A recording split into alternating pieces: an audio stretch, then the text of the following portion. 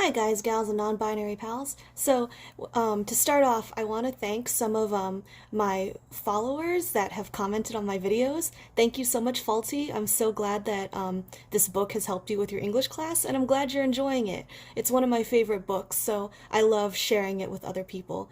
And also, thank you, Maggie Hine. I hope I'm pronouncing both your names right, for complimenting my cute little bunny hat, which is actually a stuffed animal that I have pinned to my head with a little pin and used the tag on the stuffed animal.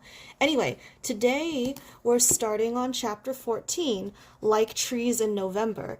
And this chapter is pretty long. It's 14 pages, so I'm going to divide this up into two parts. I'll read 7 pages to you today, and maybe I'll do the next part, or maybe I'll do that later. We'll see how I feel. Okay, so chapter 14, Like Trees in November.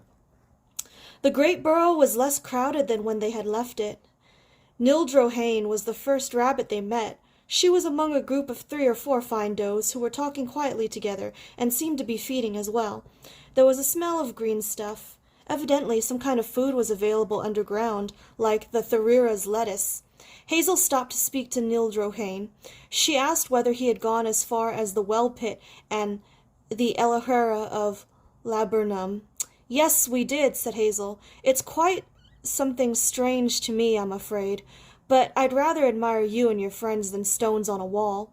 As he said this, he noticed that Cowslip had joined them, and that Strawberry was talking to him quietly. He caught the words, "never been nearer shape," and, a moment later, Cowslip replied, "Well, it makes no difference from our point of view."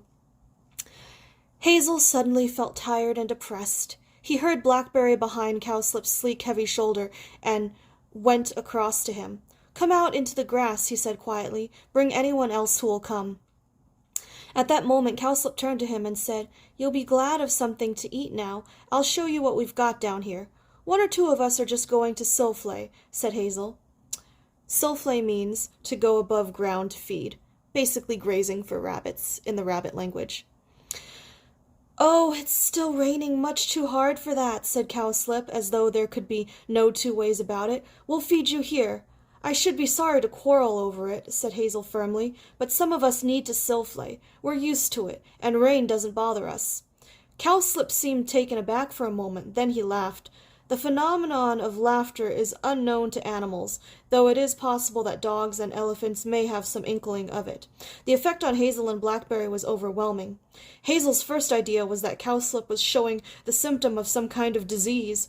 Blackberry clearly thought he might be going to attack them and backed away. Cowslip said nothing, but his eerie laughter continued. Hazel and Blackberry turned and scuttled up the nearest run as though he had been a ferret. Halfway up they met Pipkin, who was small enough first to let them pass, and then to turn round and follow them. The rain was still falling steadily. The night was dark, and for May, cold. They all 3 hunched themselves in the grass and nibbled, while the rain ran off their fur in streams. "My goodness, Hazel," said Blackberry. "Did you really want to Silflay? This is terrible. I was just going to eat whatever it is they have and then go to sleep. What's the idea?" "I don't know," replied Hazel. "I suddenly felt I had to get out, and I wanted your company. I can see what's troubling Fiver, though he'll get over it, I dare say. There is something strange about these rabbits. Do you know they push stones into the wall?" "They do what?" Hazel explained. Blackberry was as much of a loss as he had been himself. "But I'll tell you another thing," he said. "Bigwig wasn't so far wrong. They do sing like the birds. I was in a burrow belonging to a rabbit called Bettany. His doe has a litter, and she was making a noise over them rather like a robin in autumn. To send them to sleep, she said. It made me feel queer, I can tell you." "And what do you think of them, Halauru?" asked Hazel. "They're very nice and kind," answered Pipkin, "but I'll tell you how they strike me. They all seem terribly sad. I can't think why, when they're so big and strong and have this beautiful warren. But they put me in mind of trees in November. I expect I'm being silly, though, Hazel. You brought us here, and I'm sure it must be a fine, safe place." "No, you're not being silly. I hadn't realized it, but you're perfectly right. They all seem to have something on their minds." "But after all," said Blackberry, "we don't know why there's so few. They don't fill the warren anything like Perhaps they've had some sort of trouble that's left them sad. We don't know because they don't tell us, but if we're going to stay here, we've got to learn to get on with them. We can't fight them. They're too big, and we don't want them fighting us. I don't believe they can fight, Hazel, said Pipkin. Although they're so big, they don't seem like fighters to me. Not like Bigwig and Silver. You notice a lot, don't you, Halauru, said Hazel. Do you notice it's raining harder than ever? I've got enough grass in my stomach for a bit. We'll go down again now, but let's keep to ourselves for a while. Why not sleep? Said Blackberry. It's over a night and a day now, and I'm dropping. They returned down a different hole and soon found a dry, empty burrow where they curled up together and slept in the warmth of their own tired bodies. When Hazel woke, he perceived at once that it was morning, some time after sunrise, by the smell of it. The scent of apple blossom was plain enough. Then he picked up the fainter smells of buttercups and horses.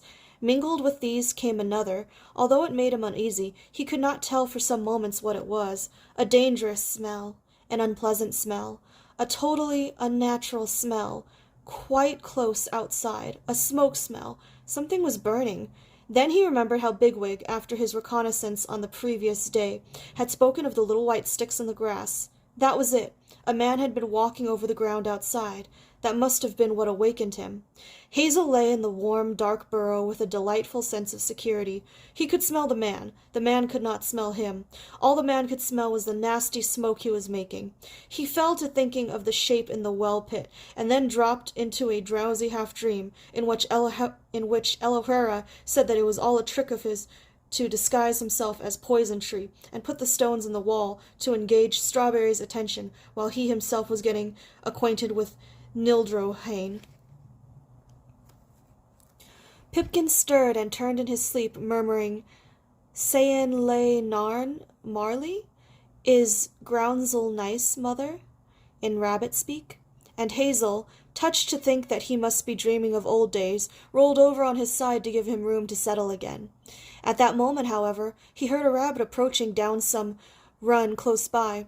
Whoever it was calling and stamping as well, Hazel noticed, in an unnatural way. The sound, as Blackberry had said, was not unlike bird song. As he came closer, Hazel could distinguish the word, Flay-ra, flay-ra. The voice was Strawberry's. Pipkin and Blackberry were waking, more at the stamping than the voice, which was thin and novel, not striking through their sleep to any deep instinct. Hazel slipped out of the burrow into the run, and at once came upon Strawberry busily thumping a hind leg on the hard earth floor. My mother used to say, if you were a horse, the ceiling would fall down. Why do you stamp underground? To wake everyone, answered Strawberry. The rain went on nearly all night, you know. We generally sleep right through the early morning if it's rough weather, but it's turned fine now. Why actually wake everybody, though? Well, the man's gone by, and Cowslip and I thought the Flay-ra ought not lie about for long. If we don't go and get it, the rats and rooks come, and I don't like fighting rats. I expect it's all in a day's work to an adventurous lot like you. I don't understand. Well, come along with me. I'm just going back along this run for Nildrohane. We haven't got a litter at present, you see, so she'll come out with the rest of us. Other rabbits were making their way along the run, and Strawberry spoke to several of them, more than once remarking that he would enjoy taking their new friends across the field. Hazel began to realize that he liked Strawberry. On the previous day he had been too tired and bewildered to size him up, but now he had a good sleep, he could see that Strawberry was really a harmless, decent sort of fellow. He was touchingly devoted to the beautiful Nildrohane, and he evidently had moods of gaiety and great capacity for enjoyment. As they came up into the May morning, he hopped over the ditch and skipped into the long grass, as blithe as a squirrel. He seemed quite to have lost the preoccupied air that had troubled Hazel the night before. Hazel himself paused in the mouth of the hole, as he always had behind the bramble curtain at home, and looked out across the valley. The sun, risen behind the copse, threw long shadows from the trees southwestward across the field. The wet grass glittered, and nearby a nut tree sparkled iridescent. winking and gleaming as its branches moved in the light wind. The brook was swollen, and Hazel's ears could distinguish the deeper, smoother sound, changed since the day before. Between the copse and the brook and the slope was covered with pale lilac ladies' smocks, each standing separately in the grass, a frail stalk of bloom above a spread of cressy leaves. The breeze dropped, and the little valley lay completely still, held in long beams of light, and enclosed on either side by the lines of the woods. Upon this clear stillness, like feathers on the surface of a pool, fell the calling of a cuckoo. Cuckoo. Is it cuckoo? Cuckoo? Forgive me if I don't pronounce some of these words correctly. I've only ever read them. I've never actually heard them in real life, so I have no idea exactly how they're supposed to be said. It's quite safe, Hazel, said Cowslip behind him in the hole. I know you're used to taking a good look round when you sylphlay, but here we generally go straight out. Hazel did not mean to alter his ways or take instructions from Cowslip. However, no one had pushed him, and there was no point in bickering over trifles. He hopped across the ditch to the further bank, and looked around him again. Several rabbits were already running down the field toward a distant hedge, dappled white with great patches of maybloom. He saw Bigwig and Silver and went to join them, flicking the wet off his front paws step by step like a cat. I hope your friends have been looking after you as well as these fellows have looked after us, Hazel, said Bigwig. Silver and I really feel at home again. If you ask me, I reckon we've all made a big change for the better. Even if Fiver's wrong and nothing terrible has happened back at the old warren, I'd say we're better off here. Are you coming along to feed? What is this business about going to feed, do you know? Haven't they told you? Apparently there's flay-raw to be had down the fields. Most of them go every day. Rabbits usually eat grass, as everyone knows, but more appetizing food, example lettuce or carrots, for which they will make an exception or rob a garden, is flay-raw. Okay, actually, I used to have a rabbit, so that's why I know more about rabbits. Carrots are not actually that great for them because they have high sugar contents, and also rabbits don't even really like them. When I had my rabbit, we gave him the choice of lettuce and carrots. He didn't even really touch the carrots, but he loved the lettuce. So just putting that out there. Bugs Bunny has steered us wrong. And, in fact, Bugs Bunny was imitating this actor at the time that nibbled on a carrot. I can't remember his name. And, at the time, audiences understood it was a reference to that actor. But now, people just think, oh, rabbits like carrots. No, that's not true. Flay-raw, but isn't it rather late in the morning to raid a garden? Said Hazel, glancing at the distant roofs of the farm behind the trees. No, no, said one of the warned rabbits, who had overheard him. The flay-raw's left in the field, usually near the place where the brook rises. We either eat it there, or bring it back, or both. But we'll have to bring some back today. The rain was so bad last night that no one went out, and we ate almost everything in the warren. The brook ran through the hedgerow, and there was a cattle wade in the gap. After the rain, the edges were a swamp, with water standing in every hoof-print. The rabbits gave them a wide berth, and came through by another gap further up, closer to the gnarled trunk of an old crab-apple tree. Beyond, surrounding a thicket of rushes, stood an enclosure of posts and rails half as high as a man. Inside it, the kingcups bloomed, and the brook whelmed up from its source. On the pasture nearby, Hazel could see scattered russet and orange-colored fragments, some with feathery light green foliage showing up against the darker grass. They gave off a pungent horsey smell, as if freshly cut. It attracted him. He began to salivate and stopped to pass haraka, which is poop. Cowslip, coming up nearby, turned towards him with his unnatural smile, but now Hazel in his eagerness paid no attention. And that's halfway point. All right, thanks for listening, everyone. See you later. Bye.